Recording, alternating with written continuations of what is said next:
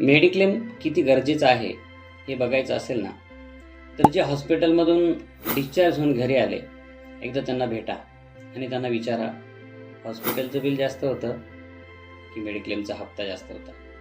उद्या जर आपल्याच कुटुंबातील एखाद्या व्यक्तीला हॉस्पिटलमध्ये ॲडमिट करण्याची वेळ आली तर 2 लाख, 4 लाख, 5 लाख, 10 लाख रुपये जायला वेळ लागत नाही. त्यावेळेस आपण ही रक्कम कुठून आणणार, ही विचार करायला लावणारी गोष्ट आहे. पण अवघे 20 ते 25 हजार रुपये भरून 5 ते 10 लाख रुपयाची रिस्क कव्हर मेडिक्लेम कंपनी घेत असेल तर आपल्यासाठी ही गोष्ट चांगली आहे.